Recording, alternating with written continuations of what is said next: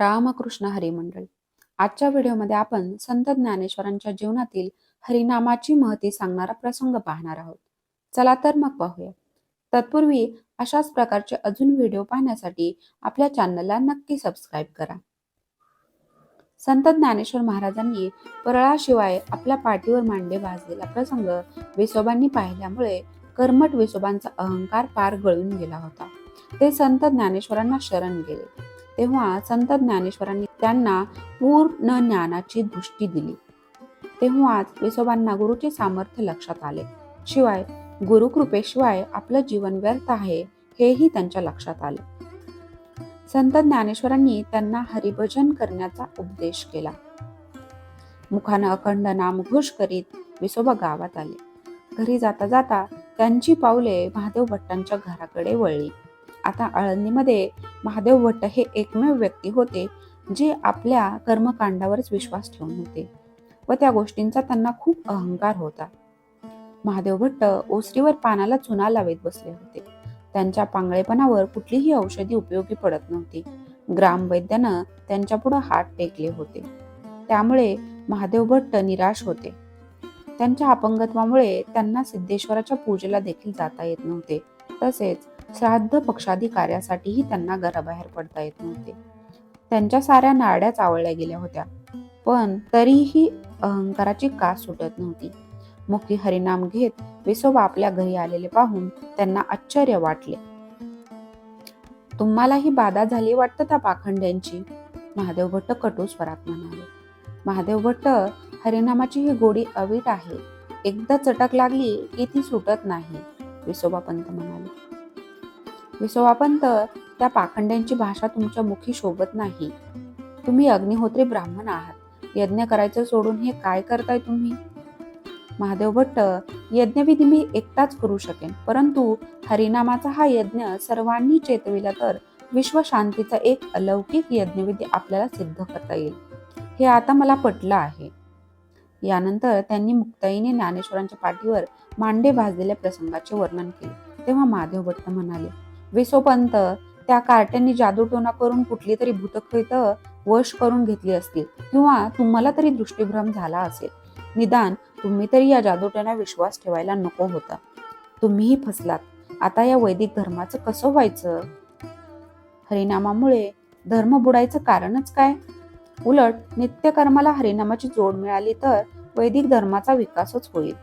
व यानंतर विसोबांनी महादेव भट्टांना हरिनाम घेण्यास सांगितले व कदाचित हरिनामाच्या प्रभावामुळे आपली प्रकृती पूर्ववत होऊ शकते असेही ते म्हणाले.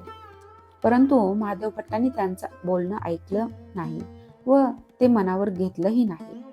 विसोबांनी कितीतरी विनवलं, मात्र महादेव भट्टांनी आपला हट्ट सोडला नाही. महादेव भट्ट यांच्या पत्नीनेही त्यांना रामकृष्ण हरीचा जप करण्याची विनंती केली, तरीही महादेव भट्टांनी त्यांचं ऐकलं नाही. तेव्हा त्यांची पत्नीच म्हणाली, तुमच्या पायांना शक्ती येणार असेल तर मला ज्ञानेश्वरांच्या दर्शनाला जायला हवं. सच्चिदानंद नेवाशाहून गीता भाष्याची आवृत्ती घेऊन आळंदीत आले होते. त्यामुळे आळंदीमध्ये सिद्धेश्वराच्या मंदिरात गीता भाष्य म्हणजे भावार्थ दीपिका या ग्रंथाचं ग्रंथपठण संत ज्ञानेश्वर करणार होते. संत ज्ञानेश्वर गीता भाष्य सांगत होते. सारी सभा चित्रासारखी स्तब्ध झाली होती. 17व्या दिवशी श्रद्धेविषयी सांगताना ज्ञानेश्वरांच्या अमृतमधुर ओव्या यमुनेच्या हृदयाला जाऊन भिडत होत्या. 18व्या दिवशी पसायदान झालं व सगळे आळंदीकर कृतार्थ होऊन आपल्या घरी परतले. भावार्थ दीपिकेवरचं काशाय वस्त्र गुंडाळून ज्ञानेश्वर उठले. तेवढ्यात कोपऱ्यात उभी असलेली यमुनेने येऊन ज्ञानेश्वरांच्या पायाला घट्ट मिठी मारली. तिचे अश्रू ज्ञानेश्वरांचे पाय धुवून काढत होते. मातोश्री कष्टी का? ज्ञानेश्वरांनी विचारलं. महाराज, आज सारे आळंदीकर आपल्या पायी लोटत आहेत, परंतु इकडचा दुराग्रह सरत नाही. पायांवरून वारं गेलं आहे. घरी 18 विश्वे दारिद्र्य आहे, पण यांचा दुराग्रह सुटत नाहीये. साधा हरिनामही त्यांच्या मुखातून बाहेर पडत नाही.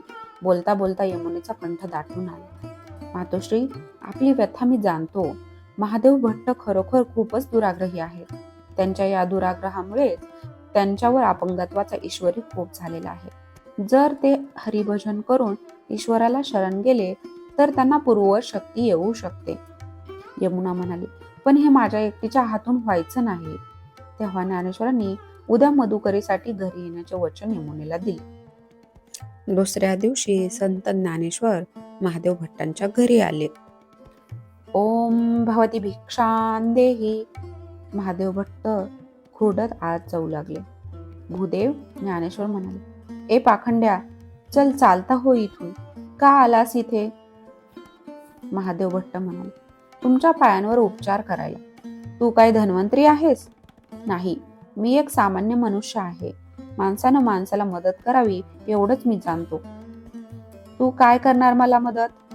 मला आता सिद्धेश्वराचे दर्शन घ्यायला जायचं आहे. नेतोस का मला पाठुंगळी? का नाही नेणार? मी तर माझं परमभाग्य समजेन. चला येता का? तुझी असली बोलणी समजतात मला.